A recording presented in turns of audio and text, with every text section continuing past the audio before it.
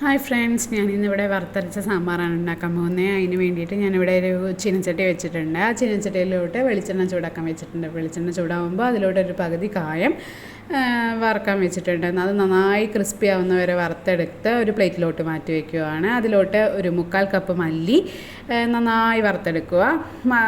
മല്ലി നന്നായി വറുത്തെടുത്തതിന് ശേഷം അതിലോട്ടൊരു 30 ഓളം വറ്റൽമുളക് അതേപോലെ തന്നെ നന്നായി വറുത്തെടുക്കാൻ വേണ്ടിയിട്ട് ഇടുകയാണ്. നന്നായി വറുത്തെടുത്ത് അതിലോട്ട് ഒരു 1/4 കപ്പിന് പകുതി ഉലുവ ഇടുക. അതുപോലെ തന്നെ നന്നായി വറക്കുക. എന്നിട്ട് അതിലോട്ട് ഒരു 1/4 കപ്പിന് 1/4 കപ്പോളം ഉഴുന്ന് ഇടുക. ഞാനിതിൽ ഒരു 15 പേർക്കുള്ള സാമ്പാറാണ് വെക്കുന്നത്. അനിയത്തിയുടെ കുട്ടികളുടെ പിറന്നാളിന് വേണ്ടിയിട്ട് വെക്കുന്ന സാമ്പാറാണ്. അതുകൊണ്ടാണ് ഈ ഒരു അളവിൽ വെക്കുന്നത്. അതിലോട്ട് നമ്മൾ ഒരു കുറച്ച് കറിവേപ്പില ഇടുക. ഇളം കറിവേപ്പിലയാണെങ്കിൽ കുറച്ചും കൂടി സ്മെല്ലുണ്ടാവും. നല്ല കറിവേപ്പിലയും നല്ലോണം കറിവേപ്പിലയും കൂടി ഇട്ടിട്ട് നന്നായി വറുത്തെടുക്കുക. ഈ വറുത്ത് വെച്ചിട്ട് നമുക്ക് ഇത് ഒരു പ്ലേറ്റിലോട്ട് മാറ്റി വയ്ക്കാം. അപ്പം ഇത് വറുത്തിട്ട് വരുമ്പോൾ നല്ല സ്മെല്ലും വരും. അതേപോലെ തന്നെ നല്ലൊരു സൗണ്ട് ഇങ്ങനെ നമുക്ക് മനസ്സിലാവും. നല്ല വറവായി കഴിഞ്ഞാൽ നമുക്ക് ഇത് മനസ്സിലാക്കാൻ പറ്റും. അത് നമുക്കൊരു പ്ലേറ്റിലോട്ട് മാറ്റി വയ്ക്കാം. അപ്പോൾ വറവായി ഞാനൊരു പ്ലേറ്റിലോട്ട് മാറ്റിയിട്ടുണ്ട്. ഇനി അതിലോട്ട് തേങ്ങ വറക്കാം നമുക്ക്. അതിലോട്ടൊരു തുള്ളി വെളിച്ചെണ്ണ ഒഴിച്ചിട്ടുണ്ട് ചീനച്ചട്ടിയിലോട്ട്. അതിലോട്ട് ഞാനൊരു തേങ്ങയാണ് എടുത്തിരിക്കുന്നത്. തേങ്ങയിലോട്ട് ഒരു പിടി ചെറിയ ഉള്ളിയും പിന്നെ കറിവേപ്പില ഇട്ടിട്ട് നന്നായി വറുത്തെടുത്തിട്ടുണ്ട്. അതും ഒരു പ്ലേറ്റിലോട്ട് മാറ്റി ഞാൻ 2 ട്രിപ്പായിട്ടാണ് അരച്ചെടുക്കുന്നത്.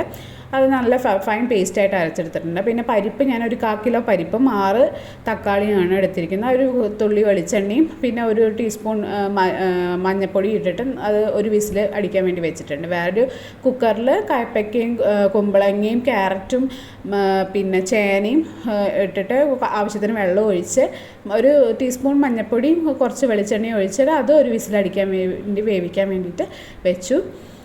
അപ്പോൾ അത് അങ്ങനെ വെന്ത് കഴിഞ്ഞ ശേഷം പരിപ്പും തക്കാളിയും വെന്ത് കഴിഞ്ഞു. എന്നിട്ട് ഞാനതൊരു വേറൊരു കുക്കറിലോട്ട് ഒഴിക്കുകയാണ്. അത് ഇനി നമുക്ക് ഇതിലോട്ട് ആവശ്യത്തിനനുസരിച്ചിട്ട് ഉപ്പിടാം. ഉപ്പ് ചേർത്ത് കൊടുക്കുക. അതിനുശേഷം നമ്മൾ വേവിച്ച് വെച്ച പച്ചക്കറി ഇതിലോട്ട് ആഡ് ചെയ്ത് കൊടുക്കുകയാണ്.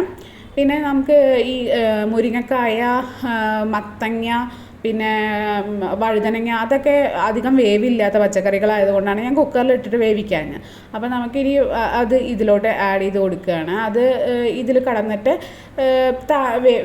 വേവും. മെല്ലെ ഇരുന്നിട്ട് ലോ ഫ്ലെയിമിലിരുന്നിട്ട് വെന്തോളും. അപ്പോൾ അത് ഇതിലോട്ട് ആഡ് ചെയ്ത് കൊടുക്കുകയാണ്. അത് ഇതിൽ കടന്നിട്ട് വേവട്ടെ. ഈ സമയത്ത് തന്നെ നമുക്ക് കുറച്ച് പുളി വെള്ളത്തിലിട്ട് വയ്ക്കാം, സോക്ക് ചെയ്യാൻ വയ്ക്കാം. പുളി കുറച്ച് എടുത്തിട്ട് അത്യാവശ്യം ആവശ്യത്തിനനുസരിച്ചിട്ടുള്ള പുളി നമുക്ക് വെള്ളത്തിലിടാം. പിന്നെ ഈ കഷ്ണത്തിലേക്ക് ആവശ്യമുള്ള ഉപ്പ് നമുക്ക് ഇട്ട് കൊടുക്കാം. പിന്നെ കുറച്ച് കറിവേപ്പില ഇട്ടിട്ട് നന്നായി ഇളക്കി വയ്ക്കാം. ഞാൻ പുളി ഒഴിക്കാൻ പോവുകയാണ്.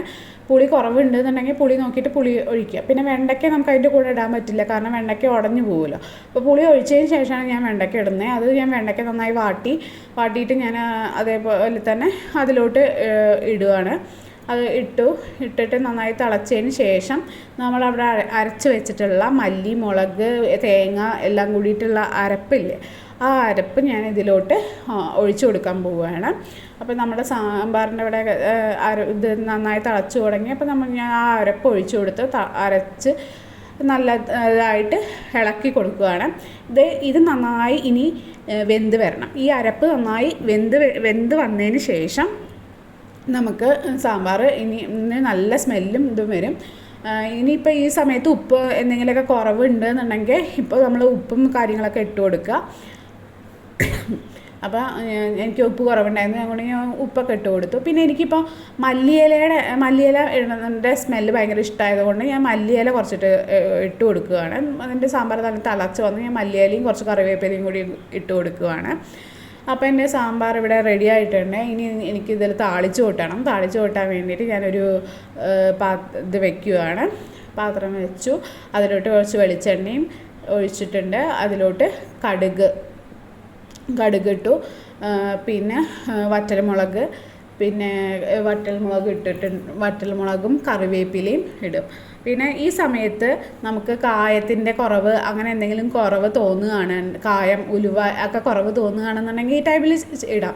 അപ്പോൾ കായം കുറവ് തോന്നുകയാണെങ്കിൽ ഇടാം. അല്ല അതേപോലെ തന്നെ കുറച്ച് സാമ്പാർ പൊടി ഈ ടൈമിൽ ഈ താളിച്ച് കൊട്ടുന്ന സമയത്ത് ഇട്ട് കഴിഞ്ഞ് കഴിഞ്ഞാൽ ഒന്നുകൂടി ടേസ്റ്റ് ഉണ്ടാവും. അപ്പോൾ ഞാൻ അതാ താളിച്ച് കൊട്ടി സാമ്പാർ ഇവിടെ റെഡി ആയി കഴിഞ്ഞു. എല്ലാവരും ഒന്ന് ട്രൈ ചെയ്ത് നോക്കണേ.